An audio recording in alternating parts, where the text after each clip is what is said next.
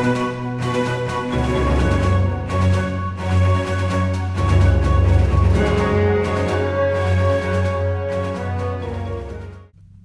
up, APUSH people? This is Ahmed Malik, and I'm going to present to you my final project.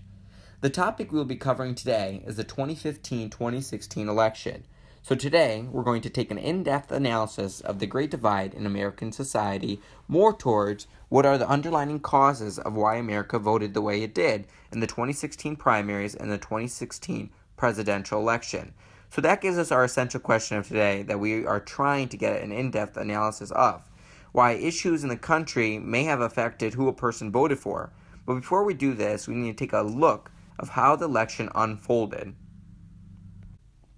So, with that being said, we are able to come up with some certain topics over the election cycle that we will be covering today. This includes going over the Republican candidates, which we had over 16 people running, and this being from the hardcore establishment like Marco Rubio, John Kasich, Ted Cruz, and even Jeb Bush, brother of former President George W. Bush and son of George H.W. Bush. But little did they know, unexpectedly, a billionaire businessman named Donald J. Trump decided to run for presidency. This election was mostly Donald Trump versus the establishment for the Republican Party. On the other side of the aisle, we had the Democratic Party, which had mainly two clear options for presidency, and that was Hillary Clinton, wife of former President Bill Clinton, who essentially was the perceived nominee from the get-go. Being one of the most influential political figures, a new sect of the Democratic Party gained headway, and Bernie Sanders gained momentum with his socialist ideology. With much speculation, Hillary Rodham Clinton announced her candidacy for the presidential election and primaries on April 12, 2015. This being her second announcement for candidacy, where her previous announcement was in 2008, former President Barack Obama, which she lost to in the primaries. Hillary Clinton was a well-known candidate because her former platform as First Lady of the United States of America during the Clinton administration. When Hillary Clinton was elected to the U.S. Senate in 2001, she became the first American First Lady to ever win a public office seat. She later became the 67th U.S. Secretary of State in 2009, serving until 2013. As soon as Hillary Clinton announced her candidacy for presidency, she had the backing of multiple super PACs, celebrities ranging from Beyonce to Kim Kardashian. Her famous slogan, with "I'm with her," marked a new era for women in politics. With Hillary Clinton's experience came many controversies, ranging from Bill Clinton's affair with Monica Lewinsky to the September 11, 2012 Benghazi embassy attack, and most recently her ongoing investigation with the FBI and concerning her emails on her personal account, which may have contained classified information leading to concerns over her emails being compromised by hackers.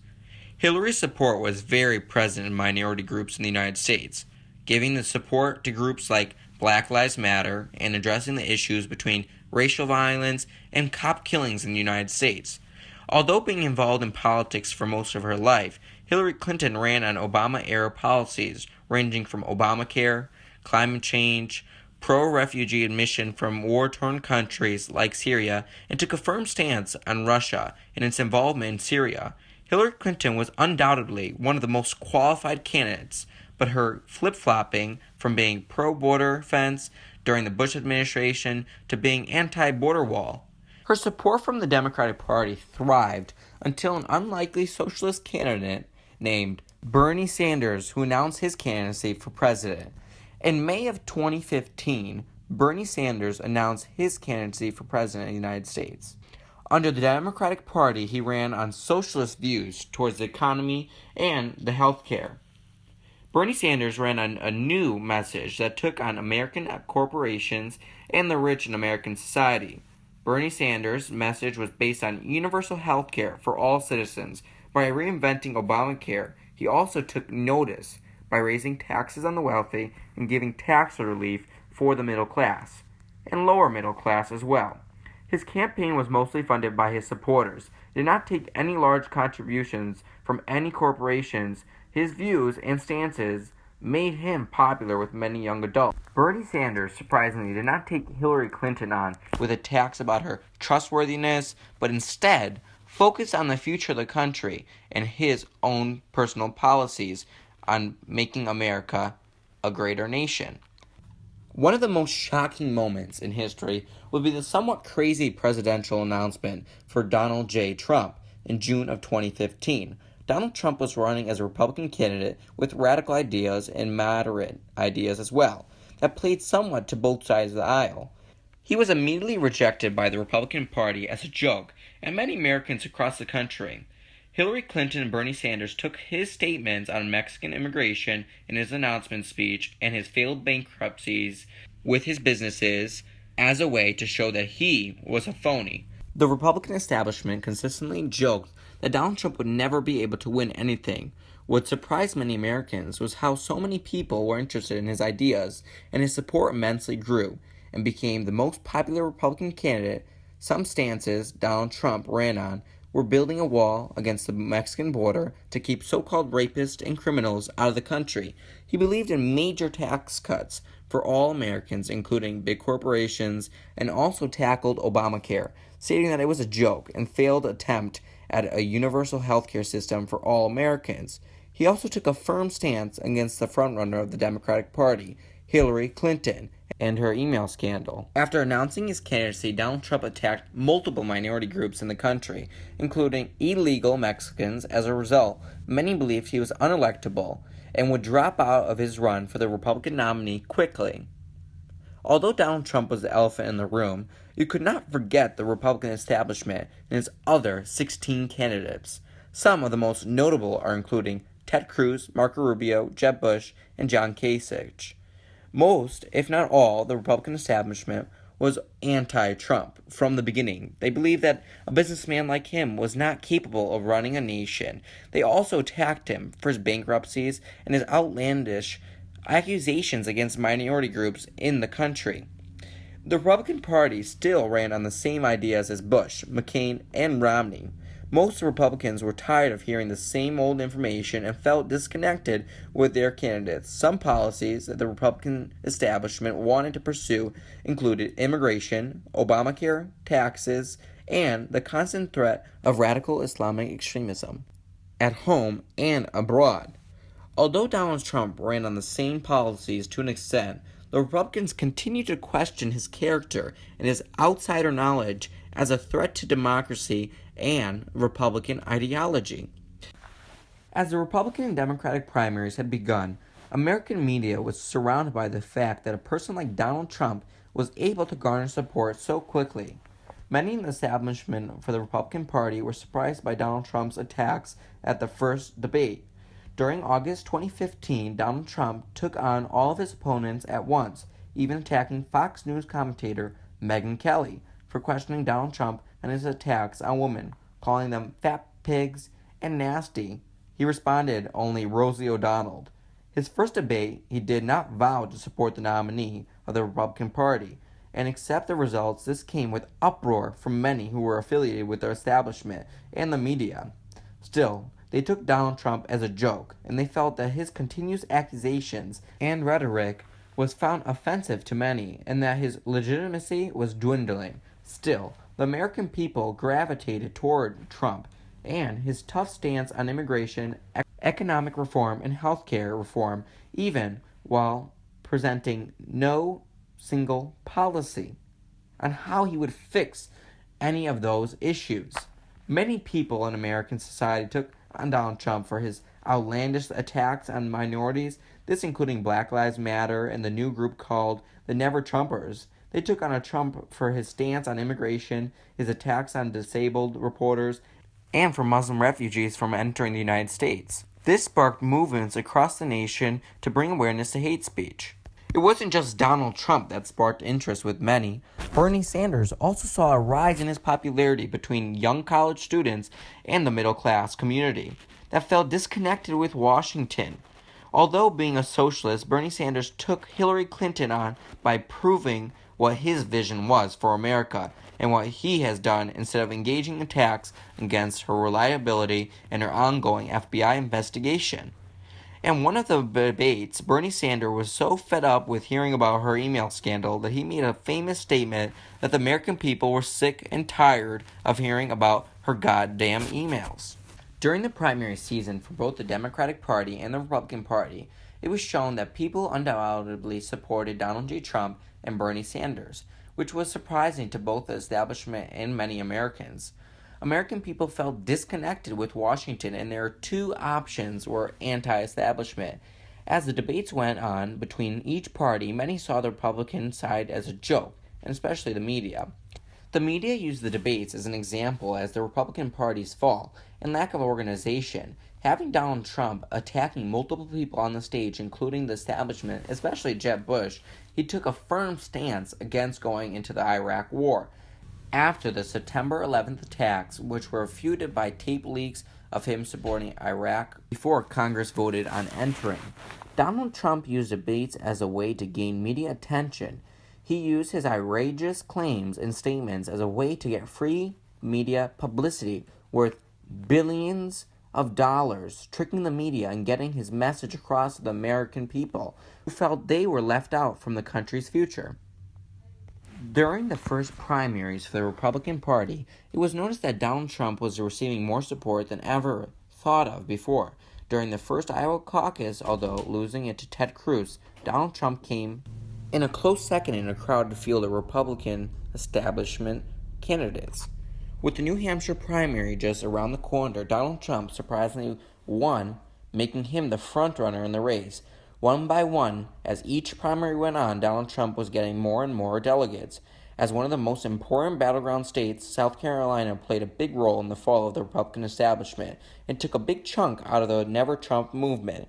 Donald Trump surprisingly won South Carolina, one of the key states of the Bush family.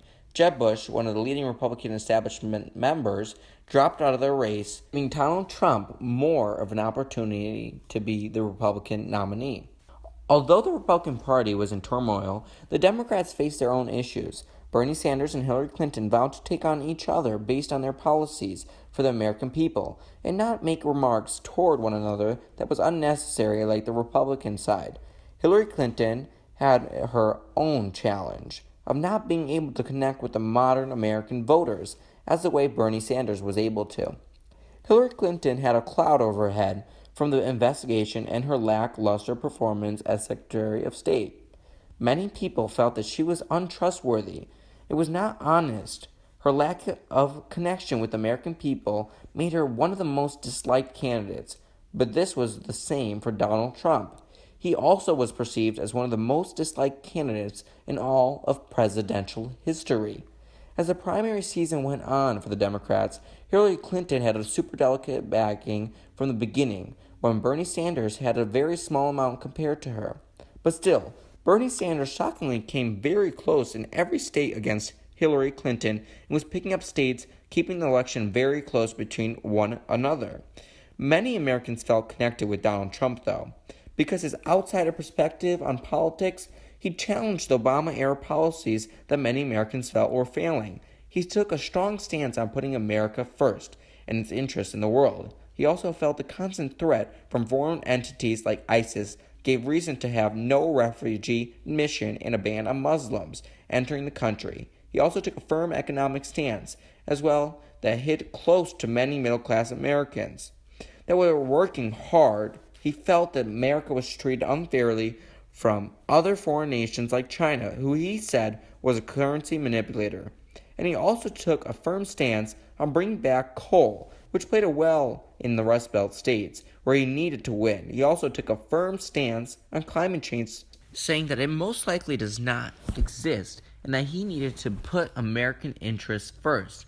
He also took into question Obamacare, which he felt was unfair for the American people because of its rising premiums, and states including Arkansas had their premiums go above 100%. Many of his major controversies led to violence at his rallies, and many racially prejudiced groups come out in support of Donald Trump, which he condemned and did not want their support. But many white supremacist groups vowed to support Donald Trump. Amidst all these controversies, Donald Trump's supporters still wanted him to be the candidate for the issues he ran on, or because they were looking for an outsider, someone to shake up Washington and stopping Obama-era policies. When primaries were coming to an end, many new hit jobs on Trump were becoming more and more present. From the Republican establishment, it was Trump versus the party. Many establishment superiors, including Mitt Romney and Paul Ryan, attacked Donald Trump and accused him of being a phony and was not a legitimate candidate, but the fate was sealed. Donald Trump already made an impression on American people that was not going to leave. His supporters ultimately rejected the Republican establishment's ideals and policies that were not going anywhere and felt that they were cheated by those same party establishment superiors who did not do anything in Washington. The Democratic Party also had their own problems. Hillary Clinton, although having establishment support, still ran on the same Obama-era policies, which didn't have much popularity as they did in 2008. She was not drawing out any new supporters, and instead kept or lost the same voters who backed her in the previous elections. She was still not able to get the same amount of voters as Obama did, and his message that got across to the American people.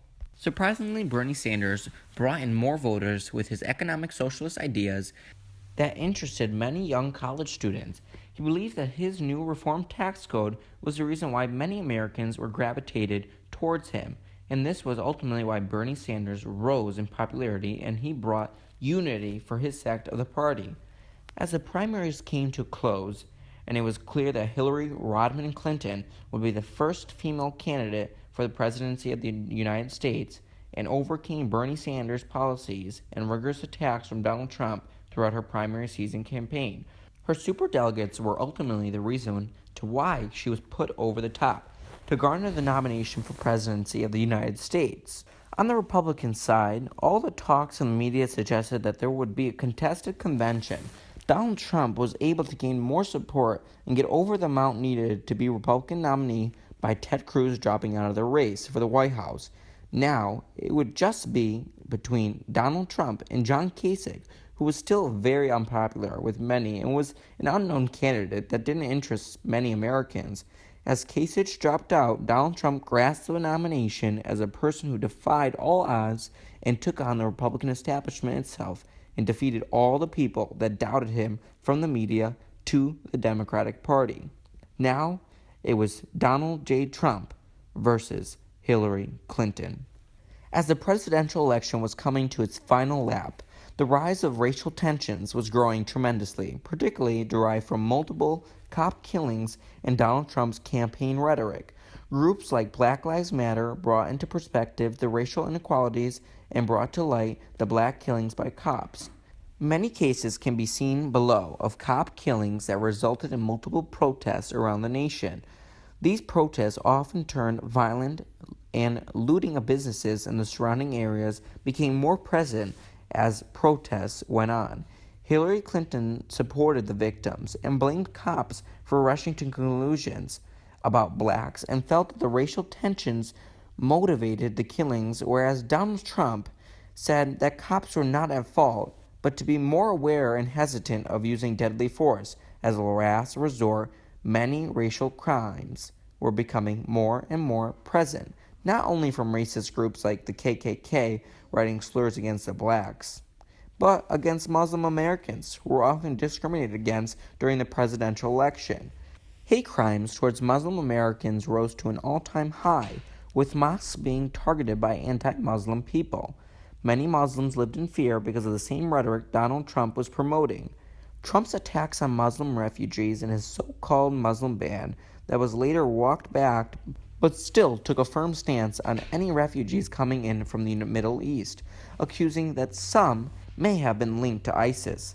As a result, no refugees can be admitted. He also felt that only way to protect America was to increase screening of anyone coming into the nation. The sentiments of Donald Trump were present in many Americans' minds from the recent and past radical Islamic terrorist attacks that were occurring. Now, to take into consideration the tensions and underlying causes of why both parties, being so divided, elected the most hated and untrustworthy candidates, was pure politics. Many had political motivation for why they voted for who they did. Republicans were against the Dems, just the opposite for the Democrats. For this, political party tensions were at the forefront. Many Americans were divided based on who their party affiliation was. Many Americans were obligated to vote for either the Republicans or the Democrats. In this case, many decided not to participate. Party tensions have been present throughout history. This was also seen not only in the election of 2016, but in the Lincoln era. Party hatred towards each other resulted in failed compromise over slavery and admission of new territories, resulting in the Civil War. This was all caused because of firm stances on each party's beliefs that led to tensions and deaths of many Americans. This was all seen most recently in the election of Bush and Gore, where Democrats and Republicans were torn because of the results because Florida was too close to call. The results had to be recounted, coming in a narrow win for President Bush. As a result, the Democrats hated the Republicans and felt cheated out of the presidency, even though Gore won most of the popular vote. This was also seen most recently with Obama-era policies that were looked at tremendously and discredited by the Republicans. Multiple times, some examples included Obamacare, the shutting down of the government by the Republicans, and the holding up of the Supreme Court nomination after Antonin Scalia's death. And the Republicans, having a majority in the Senate, decided not to let Obama's pick go through to a vote and decided on letting the next president of the United States decide on who the new Supreme Court justice would have been. Presidential election highlights included the first presidential debate, which was seen as a Hillary Clinton win over Donald Trump because of his lackluster performance and lack of policy conversation toward Hillary Clinton. Overall, many Americans felt that he was unprepared for the debate, while Hillary Clinton was over-prepared. Hillary Clinton's ongoing FBI investigation came to an end in July, as FBI Director James Comey believed that no charges can be brought against her. This angered many of Donald Trump's supporters and energized them. A gift from God, as many Democrats stated, came during the beginning month of October. Billy Bush interviewed Donald Trump back in 2005. This Access Hollywood tape was released, and Donald Trump was on this tape. Donald Trump had used language that was very offensive towards women and felt that he was able to get any girl he wanted and do inappropriate things with them when he was a businessman back in 2005. This undoubtedly was supposed to be the end of Donald Trump, but oh no. Donald Trump's key advisor, Steve Bannon, orchestrated a presentation days after the allegation, where accusers of Bill Clinton of rape and sexual misconduct appeared at a news conference the day of the second debate for presidency. Donald Trump not only held a news conference with the ladies, but he also brought them to the second presidential debate. Instead of talking about policies, Americans were upset because the debate turned into accusations of sexual assault between Donald Trump and Bill Clinton, and Donald Trump blaming Hillary Clinton for standing by her husband's side and blaming the supposed rape victims. A new motivator came into politics during the 2016 election. It was called WikiLeaks, led by Julian Assange. Here, WikiLeaks released thousands and thousands of emails pertaining to John Podesta and Hillary Clinton. Some examples of the emails are listed below. Often, although these emails were illegally obtained, Donald Trump used them as his own personal source on his Twitter account. But the media couldn't get enough of WikiLeaks and the ongoing allegations that were made through the emails pertaining to Hillary Clinton and her taking of money from big corporations like Goldman Sachs. This moves into the other subject, Twitter. Although used by millions of teens, many found it comical that a 70-year-old billionaire could be so in love with Twitter, but undoubtedly impacted the presidential election tremendously. The trending news and fake news articles that were on Twitter possibly swayed the election towards Donald Trump. Some of Donald Trump's most infamous tweets are listed below. His often crazy tweets dominated the news cycle. As October was coming to an end, many voters began to question what a perfect candidate would have been for them. They saw two of the most untrustworthy and hated candidates ever, and they had to make a decision on November 8th. Many Americans wanted economic improvement, feeling that the economy was growing too slow and that America was being left behind. Foreign policy was a major issue for the United States and the American people. Americans wanted to find a solution to the ongoing threats of radical Islamic terrorism and finding a solution for refugees. Although immigration was a touchy subject, many voters believed that there could be a compromise on immigration. Americans believed that there could be a pathway to citizenship for an illegal immigrant who did not commit a crime, and that they could pay a small fine. The next few slides will show you some polls that were conducted by specific age groups of voters that were unaffiliated during the election. Although Hillary thought that she had the election in the bag after the Access Hollywood tapes, James Comey, director of the FBI, decided to reopen his investigation into Hillary Clinton and her email scandal because of new emails being found on Anthony Weiner's laptop, husband of Huma Abedin, one of Hillary Clinton's head aides. Election night, November 8th, 2016, was one of the most crazy nights in American politics and will be remembered for generations to come. Many Republicans, the media, and the Democratic Party believed that Hillary Clinton would have been the next president of the United States by the end of the night. Early polling from the ballot boxes showed that Hillary Clinton was leading in almost every battleground state, and past polls since July showed Hillary Clinton with a lead over Donald Trump in every battleground state, and even having close numbers with Donald Trump in states that are normally red, like Georgia and South Carolina. There was talks that Donald Trump's campaign was preparing for the loss until results started flowing in at 8 p.m. Donald Trump was ahead of Hillary Clinton in blue states. These blue states were Rust Belt states that included Michigan, Pennsylvania, and Wisconsin, a normally blue state. Florida, although being close, looked solid red for Donald Trump, and the election results were certified after midnight. At that moment, Donald Trump became the president-elect of the United States of America, defeating Hillary Rodham Clinton.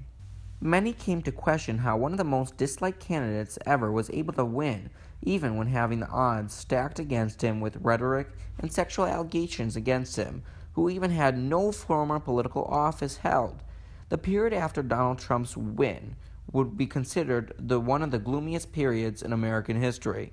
Believe it or not, many Americans could not believe what just happened, but for the people who voted for Donald Trump, they took a loaded gun towards Washington and shot at it. After days had passed, many riots and protests against Trump occurred in major cities. Many believe that Hillary Clinton should be the president of the United States because of her win over Donald Trump in the popular vote. At this point, political party tensions were at the highest in a very long time. Many Democrats felt cheated out of the election by the Electoral College. Although Donald Trump was one of the most hated candidates and now president-elect of the United States, he vowed to unite the nation by setting forth his new policies for America, with immigration reform, economic policies, foreign policies, and health care policies that will shake up the system. As days passed after the election, new and ongoing stories over the Russian involvement in an election had risen. Many came to question WikiLeaks' involvement in the election and how this information was obtained. Many believe that the information was obtained by the Russian government. Also, many Democrats and few Republicans believe that the Trump campaign may have colluded with Russia. As Donald Trump was sworn in as the 45th President of the United States on January 20th, he vowed to make America great again and bring America back stronger, wealthier, and put American priorities first. His election was undoubtedly one of the most historic wins in history, but the underlying causes pointed to Trump's victory long before his announcement. Americans have been upset with Washington's failed policies for a long time, feeling cheated and saying America's economy failing and slowing down made Americans look for help, and that they believed would be able to fix Washington's problems, and that would be Donald J. Trump, an outsider And that's how one of the world's biggest billionaire real estate tycoons became the President of the United States. Thank you guys for watching, and remember to keep on pushing to summer vacation. This final project was presented by Ahmed Malik on